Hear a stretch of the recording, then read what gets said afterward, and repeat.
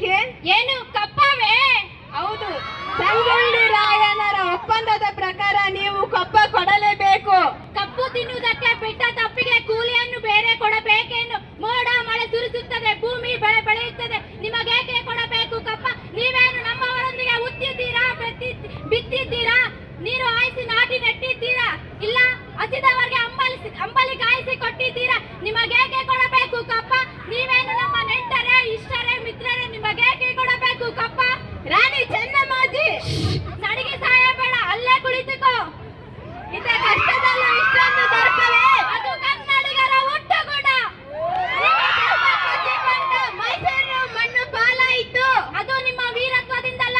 ಮೈಸೂರನ್ನು ಹಾಳು ಮಾಡಲು ಮರಾಠರನ್ನು ಹಾಳು ಮಾಡಲು ಮತ್ತೊಬ್ಬರನ್ನು, ಹೀಗೆ ಒಂದು ಸಂಸ್ಥಾನವನ್ನು ಹಾಳು ಮಾಡಲು ಮತ್ತೊಂದು ಸಂಸ್ಥಾನವನ್ನು ಎತ್ತಿ ಕಟ್ಟುತ್ತಾ ಇಡೀ ಹಿಂದೂ ಸಂಸ್ಥಾನವನ್ನು ನಾಶ ಮಾಡಿದ ನರಿಯ ಜಾತಿಯವರು ಅಲ್ಲವೇ ನೀವು?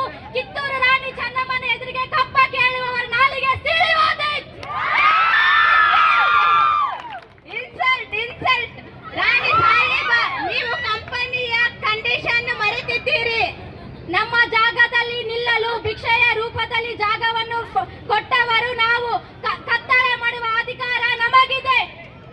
ರಾಣಿ ಚೆನ್ನಮ್ಮಜ್ಜಿ, ನಮಗೂ ಅಧಿಕಾರವಿದೆ. ಏನು ಕಿತ್ತೂರೇನು ನಿಮ್ಮ ಅಪ್ಪ ತಾತಂದಿರು ಸಂಪಾದಿಸಿಟ್ಟ ಆಸ್ತಿ ಎಂದುಕೊಂಡಿದ್ದೇನೇನೋ? ಕತ್ತಲೆ ಮಾಡುವ ಅಧಿಕಾರ ನಮಗಿದೆ ಎಂದು ಹೇಳುವುದಕ್ಕೆ ಎಂಜಲು ನಾಯಿಗಳಿಗೆ ರೊಟ್ಟಿಯನ್ನು ಚೆಲ್ಲಿ ಅಂಜದ ಮನೆ ಒಳಗೆ ನುಗ್ಗಿ ಕುತ್ತಿಗೆ ಕೊಯ್ಯುವ ಸ್ವಭಾವ ಕನ್ನಡಿಗರದಲ್ಲ.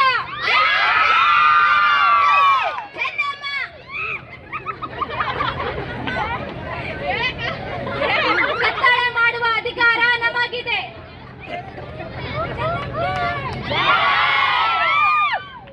ಹೋಗಿ ಬದುಕಿಕೋ, ನಿನಗೆ ಜೀವದಾನ ಮಾಡಿದ್ದೇನೆ. ಬ್ರಿಟಿಷರ ಎದುರು ನಿಂತು ಇಷ್ಟೊಂದು ದರ್ಪದಿಂದ ಮಾತನಾಡುವ ನೀನು ಹೆಣ್ಣಲ್ಲ. ಹೌದು, ನಾನು ಹೆಣ್ಣಲ್ಲ, ನಿನ್ನ ಪಾಲಿನ ಹೆಮ್ಮರಿ. ಹುಲಿ ಚೆನ್ನಮ್ಮ, ಹರ ಹರ ಮಹಾದೇವ್, ಹರ ಹರ ಮಹಾದೇವ್. ಕಿತ್ತೂರಿನ ಕೆಚ್ಚದ ಕಲೆಗಳೇ ಕೇಳಲಿ, ಶತ್ರು ಸೈನ್ಯದ ಮೇಲೆ ಚಂಡಮಾರುತದಂತ ಮುನ್ನುಗ್ಗಿ ಸ್ವತ್ತರೆ ವೀರ ಸ್ವರ್ಗ ಬದುಕಿದರೆ ಸ್ವಾತಂತ್ರ್ಯ. ಹರ ಹರ ಮಹಾದೇವ್, ಹರ ಹರ ಮಹಾದೇವ್.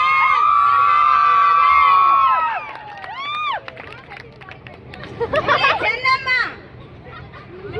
ಭಾರತಕ್ಕೆ ಕೇವಲ ತಕ್ಕಡಿ ಹಿಡಿದು ವ್ಯಾಪಾರಕ್ಕೆಂದು ಬಂದು ಇಡೀ ಹಿಂದೂ ಸಂಸ್ಥಾನವನ್ನು ನಾಶ ಮಾಡಿದಂತ ದುರಾಸೆಯ ಧೂರ್ತ ಏ ಕುನ್ನಿ, ಹೆದರಬೇಡ, ಅಲ್ಲೇ ಕುಳಿತುಕೋ. ಕಿತ್ತೂರು ಜಿಲ್ಲೆಯ ಮೇಲೆ ನಂದಿ ಧ್ವಜವನ್ನು ಹಾರಿಸದಿದ್ದರೆ ನಾನು ಕಿತ್ತೂರಿನ